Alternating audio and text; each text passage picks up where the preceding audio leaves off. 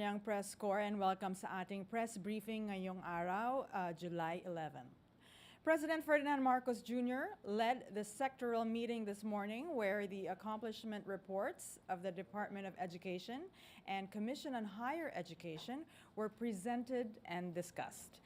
To give us more information on this, we are joined by DepEd Undersecretary Michael Poa and CHED Chairperson Prospero de Vera III. Good morning, Yusek Poa and Chairperson de Vera. Good morning. Good morning. Good morning. Okay, let's start with CHED, Chairperson de Vera, Thank you, please. Daphne. In this morning's meeting, we submitted to the President the accomplishment report of the Commission as far as the first year of administration is concerned, and we gave 6 areas where we submitted verifiable and measurable success indicators. The first one is universal access to quality tertiary education, which means that we have increased access to free public education in the more than 200 public universities and colleges. Second one is our achievement in compliance to the EMSA non-compliance issues. So we continue to improve and make maritime education in the Philippines world-class. The third one is our achievements in terms of addressing the nursing education issue, particularly in coming up with long-term, medium-term, and immediate actions that can be done to address the shortage of Filipino nurses. The fourth one is expanding medical education to students who are interested to serve in the country. The fifth one is going into niche programs, particularly science, technology, engineering, and mathematics. We're looking for programs where we can produce world-class Filipino manpower to take advantage of the niche needs in the global market. And finally, on our internationalization of Philippine higher education. So those were the 6 areas that we discussed with the President, and we identified verifiable success indicators and data to show that in the first year of the Marcos administration, there was a significant achievement and change in terms of the higher education sector. Okay, thank you. Before we open the floor for questions, let's move on to Yusek Poa. Are there any updates you'd like to share, sir? Yes, ma'am. Good morning, everyone. Good afternoon na ba?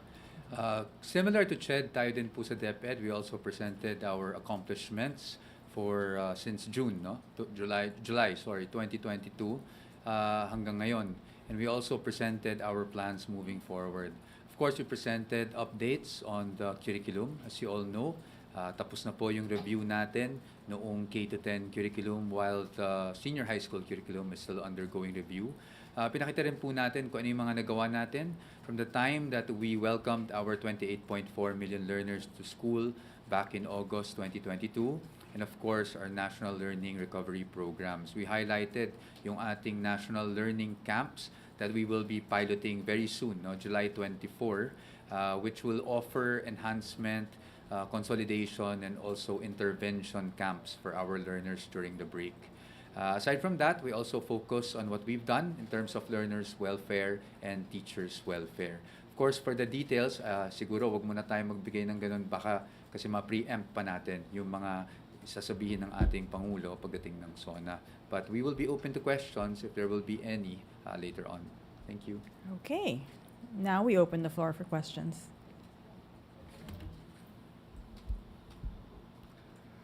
Job Manahan, ABS-CBN Online. Good morning.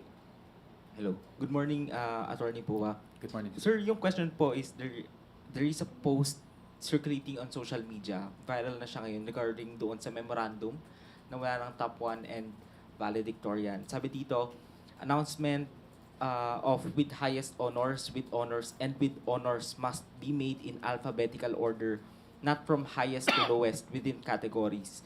Well, this was released in 2021, it is gaining traction po. So can you clarify to us yung memorandum? We will check on that, sir. This is actually the first time that I've heard about that memorandum. So we will check on with our field operations, and we will contact you and get back to you so that masagot natin kung ano yung anong pinagmulan nitong memorandum na to, specifically since it was from the previous administration pa. Okay po. Thank you po.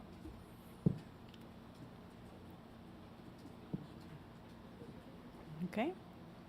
Ivan Mayrina, GMA 7. Chairperson De Vera, sir, tungkol dito sa ating efforts to produce more nurses dito sa bansa. Can you fill us in on the status of our measures being taken para ho dumami ang ating mga Okay, nurses? we submitted to the President long-term, medium-term, and immediate actions that can be done to address the nursing shortage.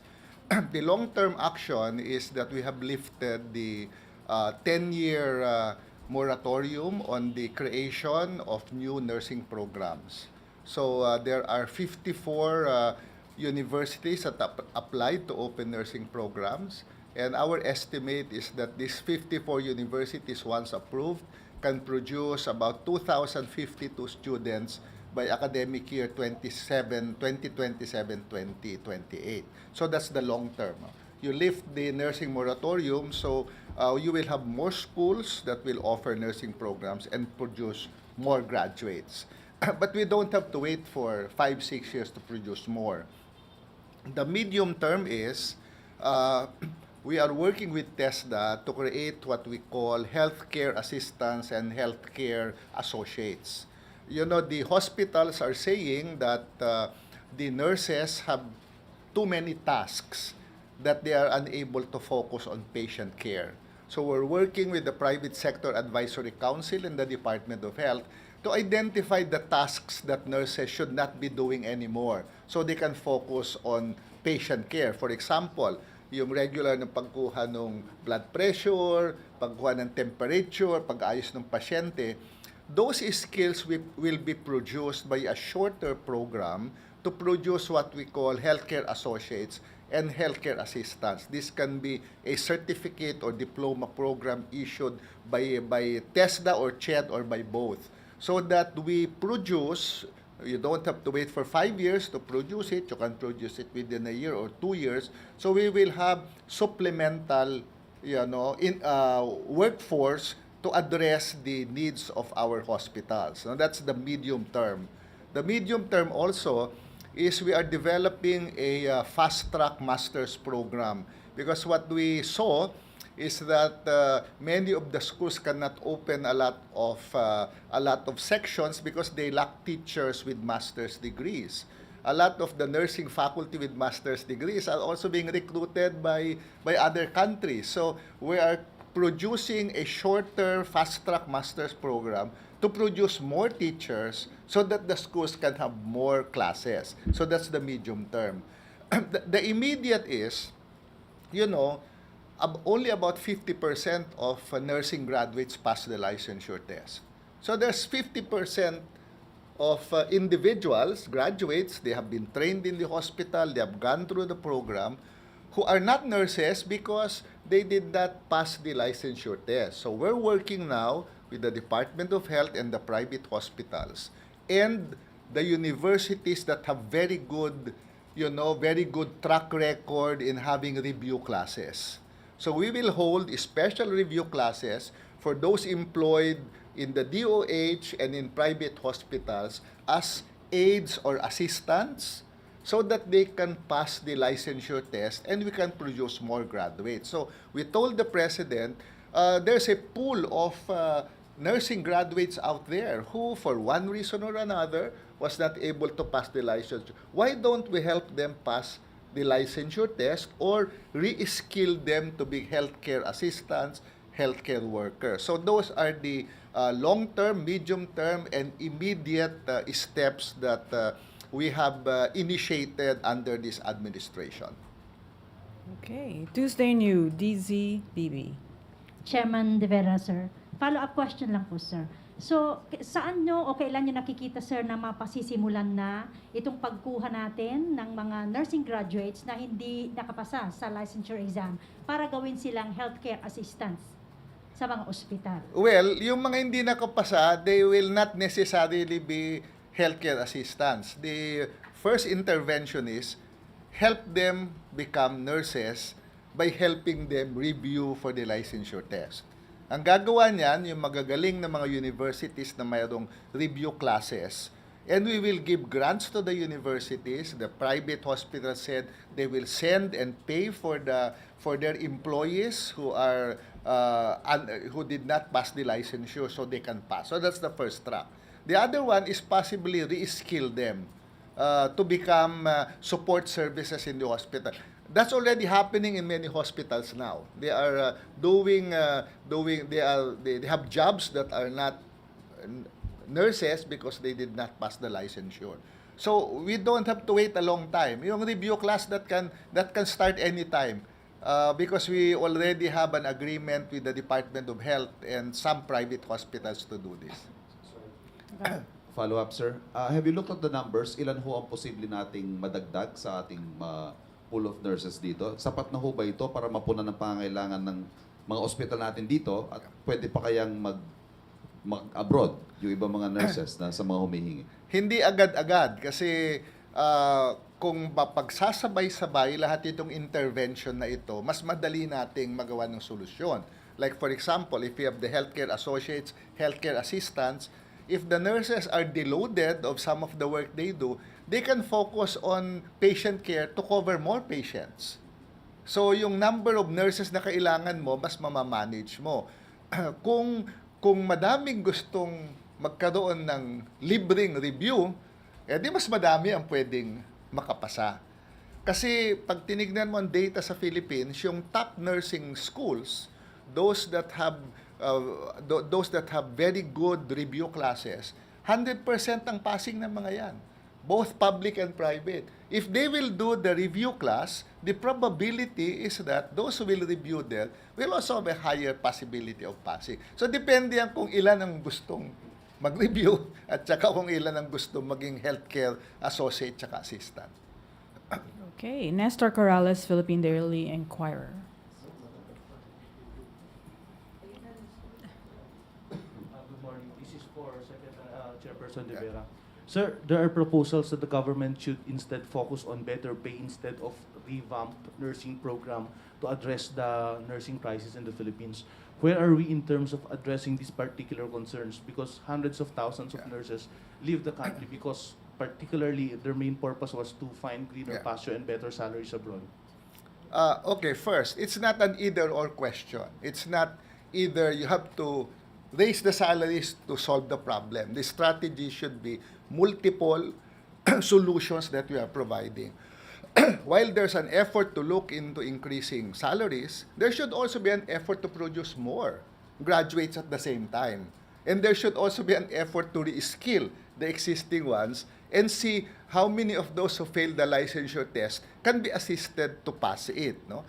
You know, the fact that our nurses are in demand abroad is actually good news because that means we produce world-class nurses. I think we should be worried if our professionals are not acceptable abroad. That means our educational system is not good. So it's a good sign. We just have to manage it better by producing more nurses. And for example, in state universities and colleges, we can actually put a return service agreement in the education of our nurses because nursing is covered under free higher education. Or the scholarships that we provide can have a return service agreement, so that you stay here before you want to practice your profession abroad. So we have a pool of nurses that we continue to produce. Okay. Maricel Halili, TV5. Sir, magandang umaga. Chair De Vera, the last time you were here, you mentioned that there were 15 programs sa mga maritime programs sa mga schools and colleges na nasuspend. Nasara. Nasara? Yeah. Okay. So ano na po yung update dito? Nadagdagan po ba yung mga programa na nasara? Hindi pa naman kasi our commitment to EMSA is we will review and inspect all the 83 higher education institutions that are offering maritime programs. Before you decide to close the program, you have to go through inspection, you have to go through validation, you have to give them a show cause order to explain the deficiencies that they have, and there is even a process for them to seek reconsideration. So hindi naman yung proseso has due process and it takes some time. So hindi pwede yung pag na-inspect mo, pag alis mo, isasara na. There's a process. So wala pang additional kasi nag-i-inspect pa lang kami ngayon ng mga additional schools. Nag-seek po ba sila for reconsideration? Ay, yung 15 na sinara, nag-seek ng reconsideration, yung madami hindi pinagbigyan.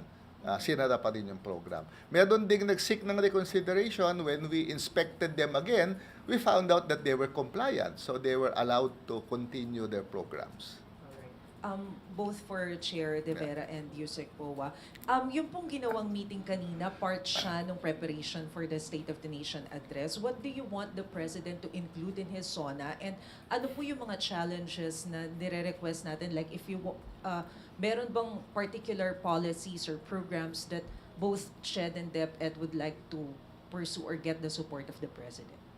Well, I think if you're asking for CHED and DepEd, no, we are part of the TEC, yung Teachers Education Council, no. So, yun yung isang pamaraan para po ma-improve din natin yung teaching quality sa Pilipinas. If you remember during the Basic Education Report of the Vice President, she raised a concern on teaching quality, but she reminded all of us na hindi po kasalanan ng mga teachers yan, no? It's really our system. And so we would like that to be siguro if you're asking for a program that can happen between CHED and DepEd na gusto nating maisulong, yan po yung TEC. Now, secondly, on the part of DepEd, syempre po, no, we presented yung ating ring plan, no, to institutionalize blended learning, for example, in the Philippines as a permanent mode of delivery. We feel that alongside yung traditional solutions natin of hiring more teachers, building more classrooms to address the shortages, hindi po kasi mabilis o hindi nagagawa yan overnight. That's why these problems are still with us today. And that is why we also presented that we are now going on a two-track approach wherein alongside the traditional solutions of building more classrooms and hiring more teachers, we also want to tap into technology. No, lessons we learned during the pandemic. Kasi nung pandemya, na-realize natin na pwede pala yung blended learning, pwede pala yung online classes. So we want to use that to be able to decongest our schools. This will effectively and efficiently resolve yung issues, no, as to teacher shortage and classroom shortage in a quicker span of time. But of course, bago natin implement yan, kailangan masigurado natin na pag in-implement natin ay maging epektibo naman siya sa pag-aaral ng mga bata. Ayaw naman nating basta-basta mag-blended learning tayo and then quality of education suffers. That's why before we roll that out, we really want to ensure looking at best practices even in the private sector kung paano na i-implement yung blended learning para po masigurado natin that once we implement it, we will not affect the quality of education. Yeah, on the part of CHED, the 6 that I mentioned that we reported to the President are not the only achievements of CHED, no? But we picked the 6 because they have verifiable data that can be checked, meaning we can compare how many was achieved in 1 year versus the previous years, no? So we highlighted the 6 and we presented data to the President to show what has happened, no? For example, we are pushing for more public universities to have medical programs. There are now 18 medical schools in state universities and colleges where students can get scholarship for their medical education, and they will serve in underserved areas after they graduate. Out of the 18, the original number was 8, okay? Under the Duterte administration, 4 were produced or 4 programs are opened in 5 years. Under the Marcos administration, 6 medical programs were opened in 1 year. So we really presented those where there was a significant difference. So these new medical schools offer scholarships. They have state-of-the-art equipment to produce world-class doctors who will serve in underserved areas. Ganon din yung ginawa namin in each of the six. No? And then, our moving forward is number one, to ensure there is sustainability. You know, you need resources to sustain free higher ed. You need resources to sustain compliance with producing world-class seafarers. You need sustained funding for the nursing programs, etc. But we also said that there are certain things, certain new policies, which we would want to do for the rest of the 5 years of the Marcos administration. For example, we increased access to higher education. 41% participation rate now. So, ibig sabihin, 41% of university-age students are enrolled in universities.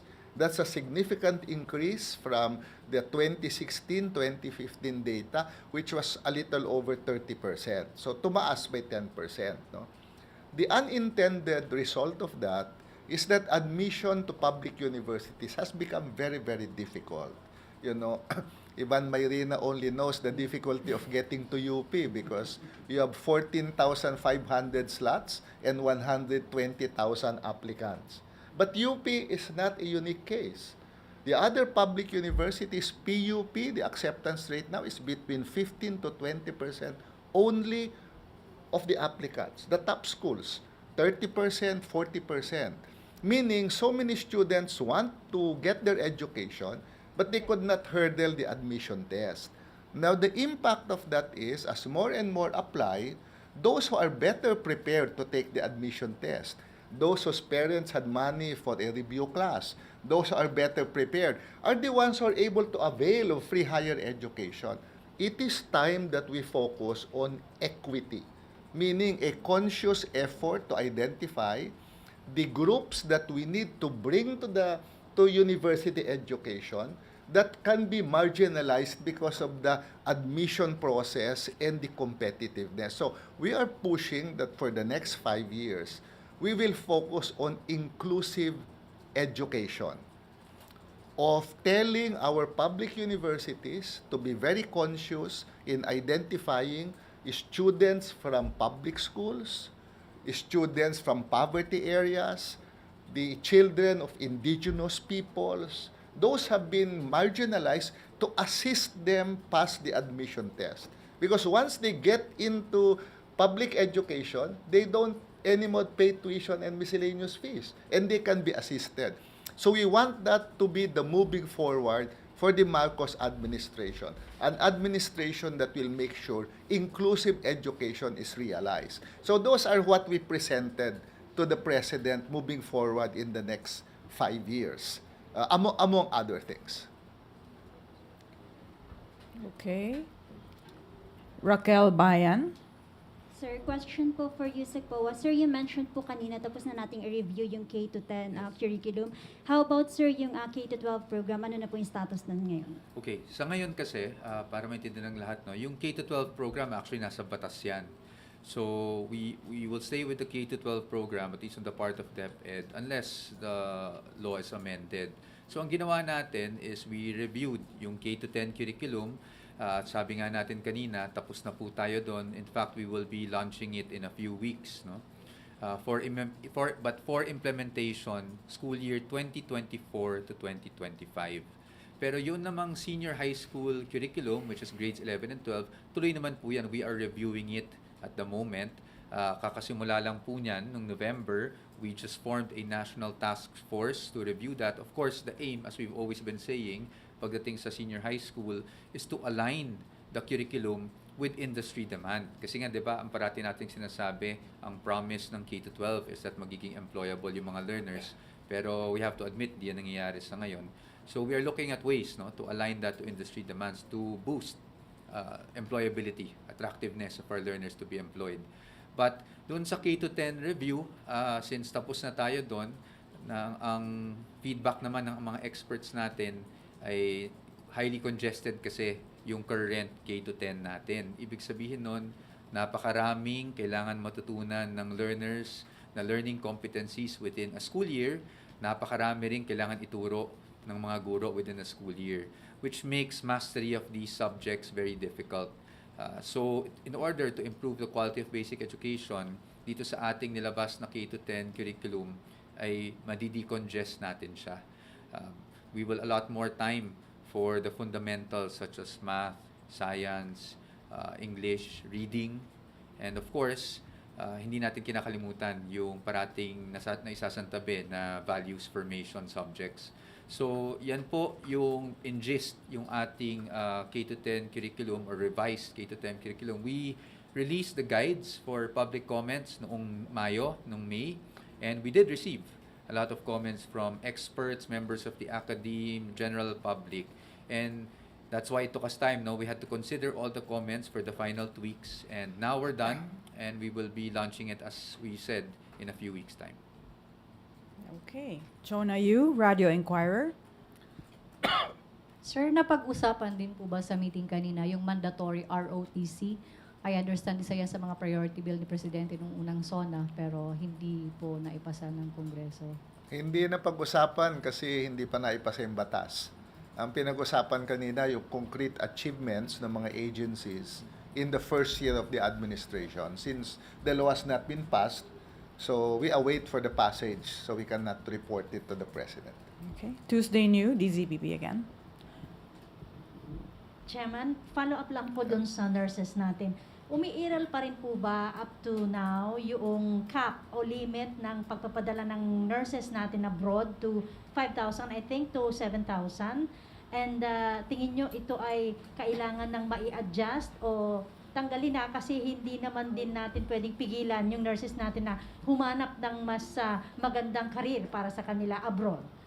Sa DOLE at saka DMV yan, hindi sa CHED, no? But on the part of CHED, our philosophy is we just have to keep on producing more nurses to satisfy both our domestic needs and our international needs, because our professionals or our nurses want to practice their profession abroad because we produce world-class nurses.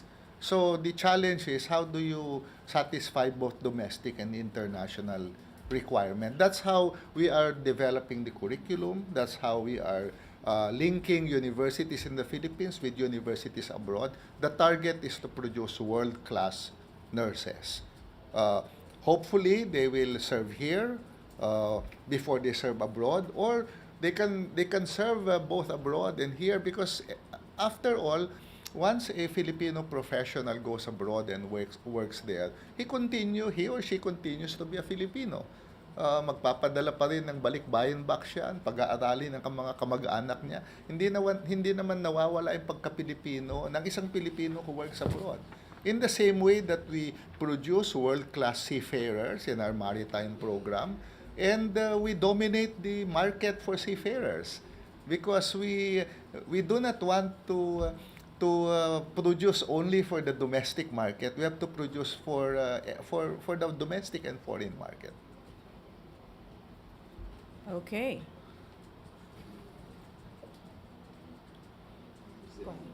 Sorry. Go ahead, Celine. Celine Dorado po from Net25. Sirs, this has been talked about before. Ano po ang opinion ng education sector sa una ng panukala na ibalik po yung academic or school calendar ng mga mag-aaral? On the part of higher education, the academic calendar is determined by individual schools. We don't have a law or a requirement mandating it. You know why? Because different schools have different modalities. You know, LaSalle is trimester, merong ibang schools na quarterly, merong regular 2 semesters. It's not logical to fix a start and an end. Yun yung una, no? So they adjust it and then they go to our regional offices and form a regional office.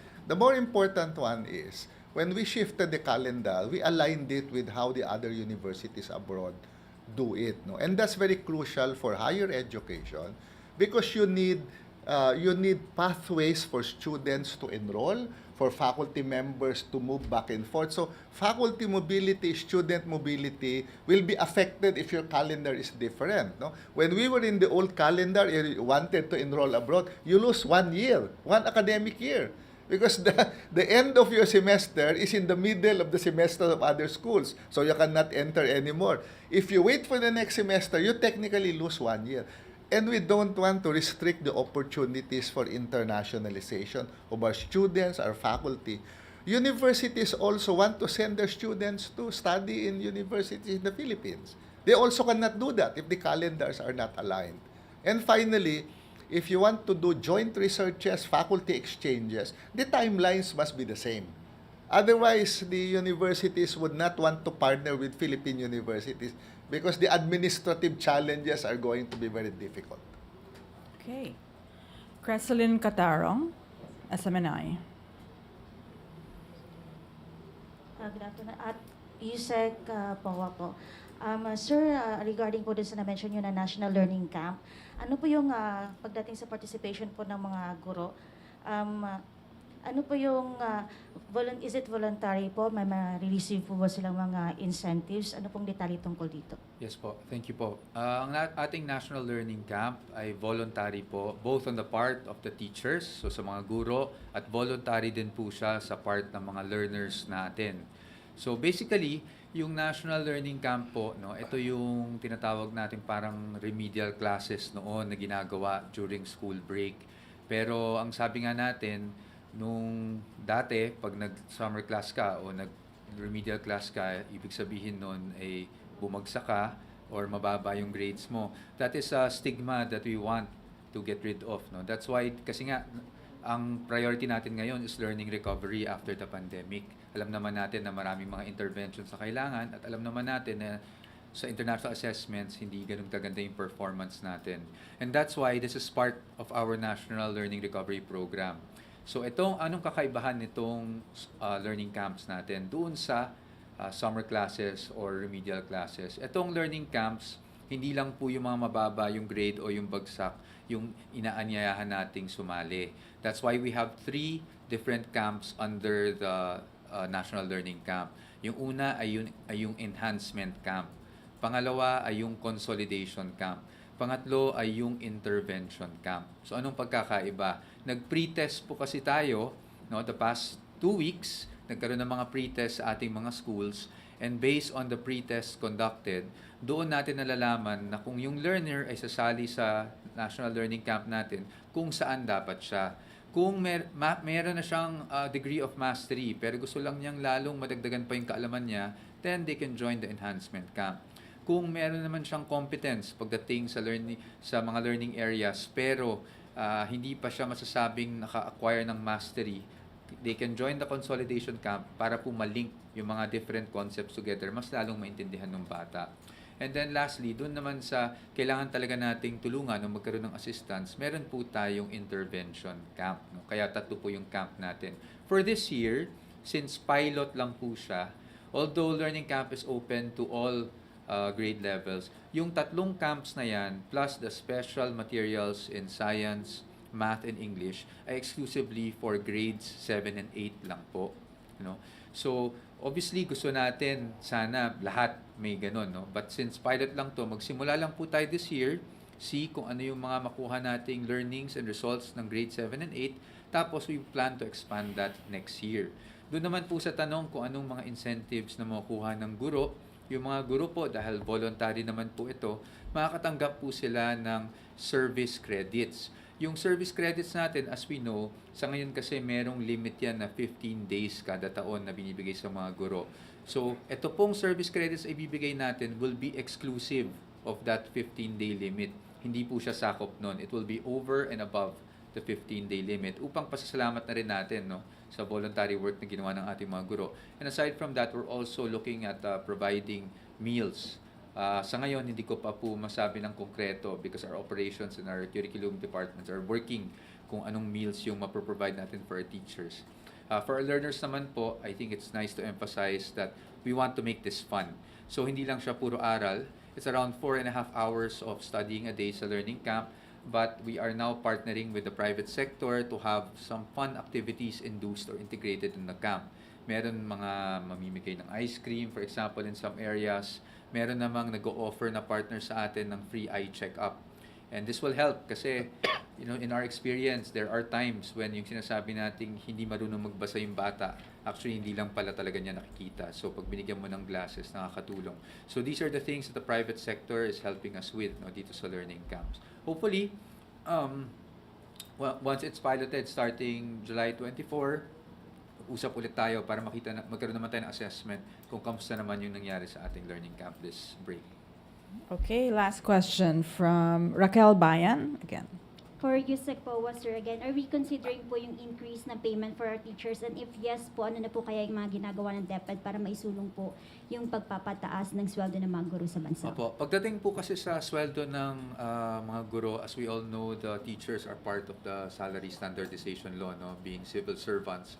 So, nasa batas po yan. DepEd alone cannot really just unilaterally change or increase the salaries.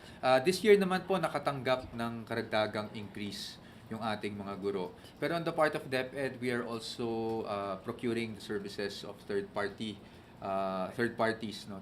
experts to help us determine din kung akma ba talaga yung sahod ng guro sa ngayon, on their own, without comparing them to other industries, and then also to see kung akma or kung hindi akma, at least may sagot tayo doon. And then kung looking at the years to come, gusto rin nating makuha dito sa pinoprocure nating study from the experts kung kailangan magkaroon ng increases in the next few years. Gusto naman natin malaman kung ano yung tamang rate of increase considering the inflation rates also. So once the study is with us, we will at least have evidence based comments on kung dapat ba nating itaas yung salary o hindi. But definitely, dagdag ko lang, tayo naman sa DepEd, we are continuously advocating for any additional benefits that we can give our teachers. That's why we are also looking at other areas na kung saan natin sila pwedeng matulungan in terms of health insurance or free legal aid and like. So yun yung mga bagay na tinitingnan natin na makakatulong pagdating sa net take-home pay rin ng ating mga guro. Okay, thank you very much for the updates. DepEd Undersecretary Michael Poa and CHED Chairperson Prospero de Vera. Good afternoon. Thank you so much, Malacañang Press Corps. Thank you. Maraming salamat po. Thank you.